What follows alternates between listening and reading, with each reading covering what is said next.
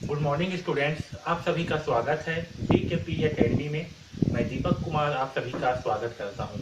आज के इस वीडियो में हम जो है आलेखी विधि से संबंधित दूसरे प्रकार के प्रश्न जिसमें कोई भी हल ना हो, इस प्रकार के प्रश्न को हल करेंगे। ओके, तो देखिए एक प्रश्न है।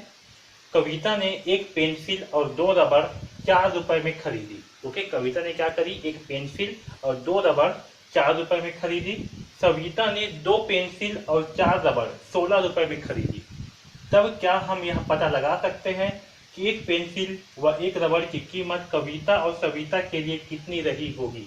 ओके, तो हमें जो है ये पता लगाना है कि जो पेंसिल की कीमत है कविता और सविता के लिए वो कितनी रही होगी, ये जो है पता लगाना है। ओके, तो देखिए पहला क्या है, जो कविता है उसने क्या करी, एक पेंसिल और 2 रबड़ खरीदी, कितने में, 4 रुपए में। ओके, तो हम जो है पेंसिल की कीमत को मान करके चलते हैं x, ओके, और रबड़ की कीमत को मान करके चलते हैं y।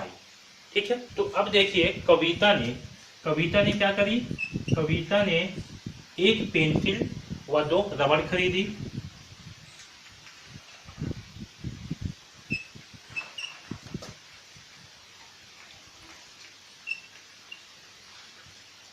ठीक है, कविता ने क्या करी, एक पेंसिल व 2 रबड़ खरीदी।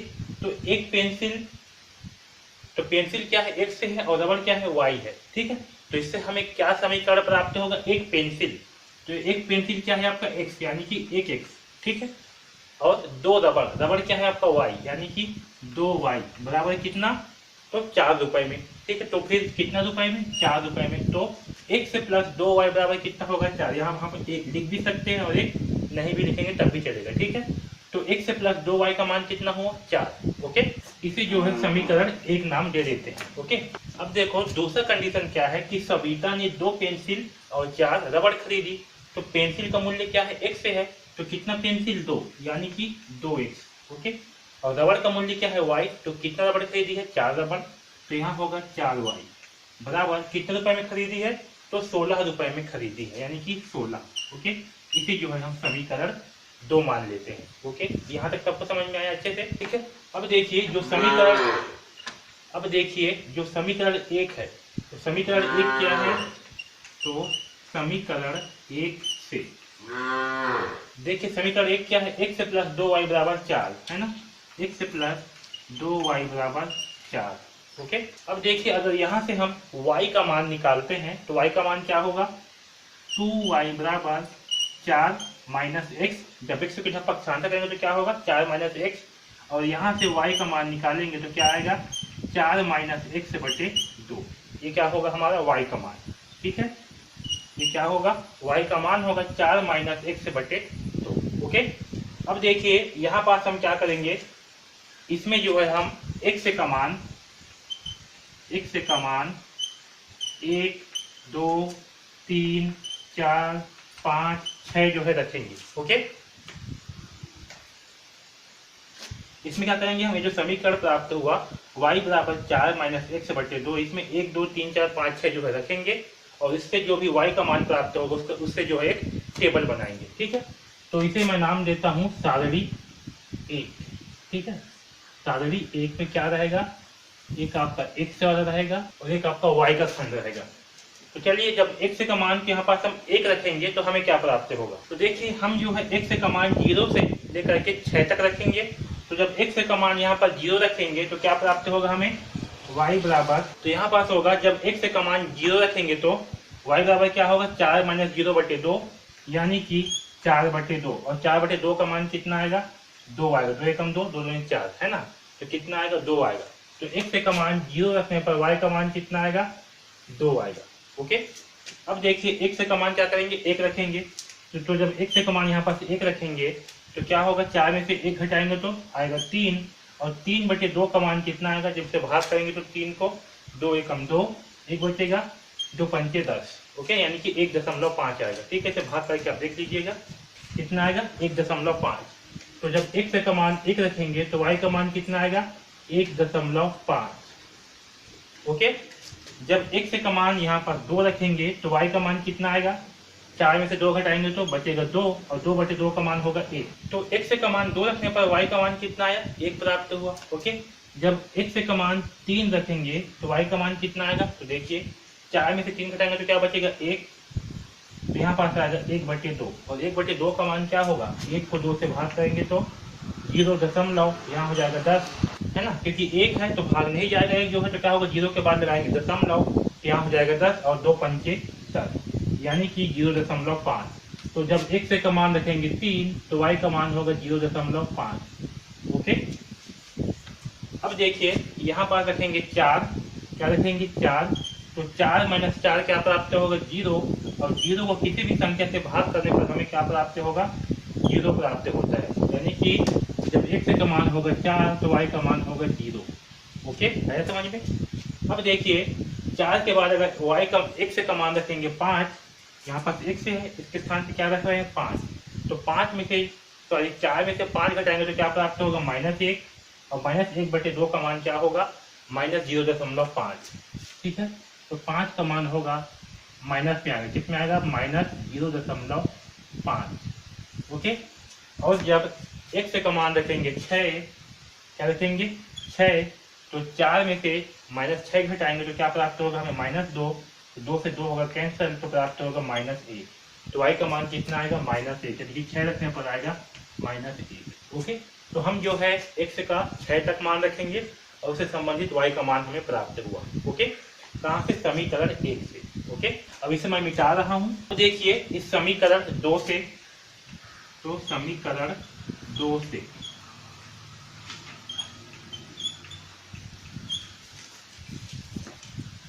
तो इस समीकरण 2 में क्या है? 2x + 4y बराबर कितना है? 16। यहाँ से अगर हम y का मान निकालेंगे तो क्या होगा? 4y बराबर 16 - 2x होगा, और यहाँ से 4 को जब पक्षांतर करेंगे तो क्या होगा? y बराबर 16 - 2x/4। ओके, अब यहाँ से क्या करेंगे? 16 - 2x से यहाँ से 2 जो है कॉमन निकाल लेंगे, तो 2 कॉमन निकालेंगे तो हमें क्या प्राप्त होगा? यहाँ से जब 16 से 2 को बाहर निकालेंगे तो क्या हो जाएगा? यहाँ पास बचेगा 8, क्योंकि 8 नहीं होगा 16 -x/2, और 2 से 2 हो जाएगा कैंसल। ओके, तो यहाँ नीचे में 4 है, तो 2 एकम 2, 2 दूनी 4।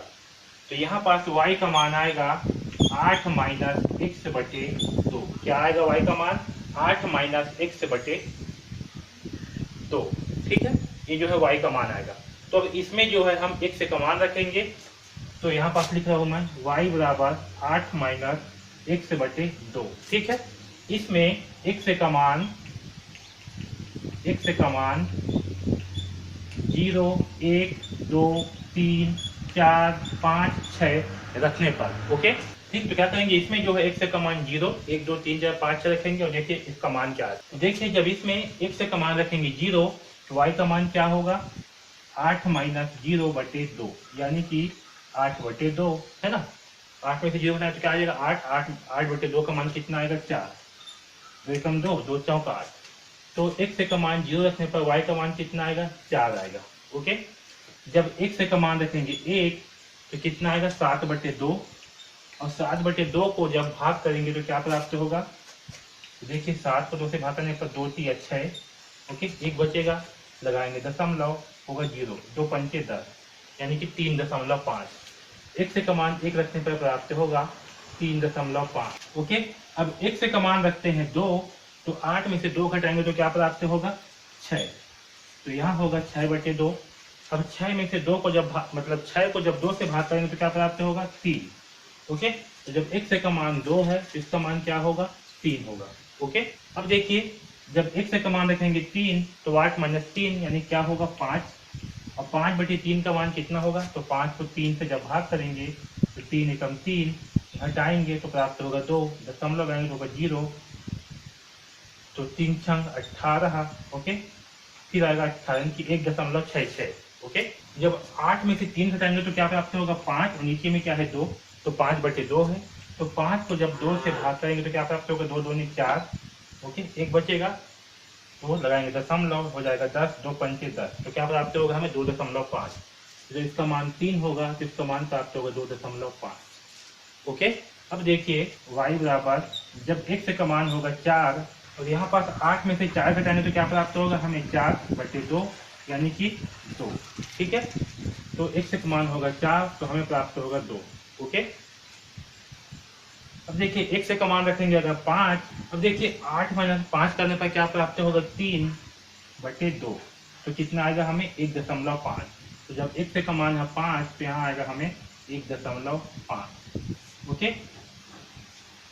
अब x का मान रख देंगे 6, तो होगा 8 माइनस 6/2, यानी कि कितना 2 प्राप्त होगा, तो 2/2 इसका मान क्या होगा 1। ठीक है, तो x का मान 6 रखने पर क्या प्राप्त हुआ 1। ये जो है हमारे पास दो सारणी आ गए हैं। अब इसे जो है ग्राफ में प्लॉट करेंगे। तो यहाँ देखिए, यहाँ पास मैं ग्राफ बना रहा हूँ। अब यहाँ देखिए ये क्या है हमारा x एक्सिस, ये क्या है y एक्सिस। क्योंकि इसमें जो है कुछ मान किसमें है, माइनस में है, इसलिए नीचे भी हमें लाइन खींचना पड़ रहा है। यहाँ पास -1, -2, -3 किया। ओके, तो चलिए अब पहला सारणी को जो है इस ग्राफ में प्लॉट करते हैं। तो देखिए पहला में क्या है, x का मान 0 है, तो y का मान कितना है 2 है। x का मान क्या है 0। ओके, इसमें 0 कहाँ होता है, ये वाला पॉइंट जो 0 होता है, जहाँ पर x एक्सिस और y एक्सिस दोनों काटते हैं, और क्या होता है 0 होता है। तो जब x का मान क्या है 0, तो y का मान कितना है 2, यानी कि y का मान कहाँ पास है, यहाँ पास है। ओके, यहाँ पास है इस बिंदु पर। अब देखिए जब x का मान है 1, तो y का मान कितना है 1.5। x का मान कितना है 1, y का मान कितना है 1.5। तो देखिए ये 1 है और ये 2, इसके बीच में क्या होगा, इसके बीचों बीच में 1.5। तो मैं जो है 1 को बड़ा लाइन खींच रहा हूँ, 1.5 ये आधा लाइन है, फिर 2 को बड़ा कर रहा हूँ, 2.5 को थोड़ा छोटा कर रहा हूँ, ये आपका 3 है, फिर 3.5, ये आपका 4 है, ये 4.5 और ये आपका 5 है। ठीक है, इसी प्रकार से इधर भी नीचे साइड में भी थोड़ा अच्छे से बना देता हूँ, है ना। यहाँ पास -1, यहाँ पास देता हूँ 5 को, है ना। यहाँ पास 2 है, यहाँ बीच में 5, यहाँ 5 है, यहाँ 3। ओके, तो अब देखिए जब जब x का मान 1 है, तो y का मान कितना है 1.5, यानी कि यहाँ पास। ठीक है, तो आपका यहाँ पास आएगा। ओके, जब x का मान 2 है, तो y का मान कितना है 1, इसका मान 2, तो y का मान 1, यानी कि यहाँ पास आएगा। ओके, जब x का मान 3, तो y का मान कितना 0.5, 0.5 लगभग आपका यहाँ पास होगा। तो 3 तो कितना मान है 0.5, यानी कि लगभग यहाँ पास। ओके, जब x का मान 4, तो y का मान कितना है 0, यानी कि आपका यहाँ पास आएगा। ठीक, जब x का मान 5, तो y का मान -0.5 है ना, इनकी 5 है, तो कहाँ -0.5, यानी कि लगभग यहाँ पास आपका। ओके, जब x का मान 6, तो y का मान -1। ओके, अब इन सारे बिंदु को जो है हम मिला देते हैं, तो हमें जो है कुछ इस प्रकार से लाइन से प्राप्त हो रहा है। क्योंकि मैं ऐसी रफ में बना रहा हूँ, इसलिए लाइन थोड़ा टेढ़ा है। जब आप बनाओगे ना, तो लाइन एकदम सीधा लाइन प्राप्त होगा। क्या होगा, लाइन जो है एकदम सीधा रहेगा। ओके, अब चलिए इस सारणी नंबर 2 को बनाते हैं। तो जब x का मान 0 है, तो y का मान कितना है 4। x का मान 0, तो y का मान कितना है 4, यानी कि यहाँ पास। जब x का मान 1, तो y का मान 3.5, 1 है तो कहाँ है 3.5, यानी कि लगभग यहाँ पास। ठीक, जब x का मान 2, तो y का मान कहाँ है 3, यानी कि लगभग यहाँ पास में। जब x का मान 3, तो y का मान कहाँ है 2.5, यानी कि लगभग यहाँ पास में। ओके, जब x का मान 4, तो y का मान है 2, यानी कि लगभग आपका यहाँ पास में। ओके, जब x का मान 5, तो y का मान कितना है 1.5, यानी कि लगभग 1.5 आपका यहाँ पास में। ओके, जब x का मान 6, तो y का मान है 1, लगभग यहाँ पास में। ठीक है, तो यहाँ से जो है हमें एक इस प्रकार से रेखा जो है प्राप्त हो रही है। ये रेखा भी आपको बिल्कुल सीधा ही प्राप्त होगा, है समझ में। जब आप इसे जो है ना ग्राफ पेपर में जब प्लॉट करोगे, उसमें जो है शो करोगे, तो आपको जो है लाइन बिल्कुल सीधा प्राप्त होगा। ठीक, तो देखिए इसमें क्या हो रहा है, जो लाइन है ये लाइन जो है, इसमें 2 समांतर लाइन जो है प्राप्त हो रही है। ठीक है, हमें ग्राफ कैसे प्राप्त हो रही है, 2 समांतर लाइन प्राप्त हो रही है। इसलिए इसका हल क्या होगा, इसका जो है कोई भी हल प्राप्त नहीं होगा, क्योंकि इसमें कोई भी बिंदु जो है वो उभयनिष्ठ नहीं है समझ में। तो क्या होगा, इसका जो है कोई भी हल प्राप्त नहीं होगा। ठीक है, अगर इस ग्राफ में जो है ये बिंदु जो है कहीं पास एक दूसरे को काटते, तो हमें क्या हल प्राप्त होगा, अद्वितीय हल प्राप्त होगा, जो कि हमने इससे पहले वाले प्रश्न में हल किया था। इसमें क्या हो रहा है, दोनों लाइन जो है एक समांतर लाइन प्राप्त होगा हमें। ठीक है, हमें क्या हो रहा है, एक समांतर लाइन प्राप्त हो रहा है जो एक दूसरे को नहीं काट रहे हैं। तो ये क्या होगा, इस प्रकार के जो ग्राफ प्लॉट होगा, इसे हम इसका कोई हल नहीं है कहेंगे। क्या कहेंगे? इसका कोई भी हल नहीं है। ओके, आया समझ में?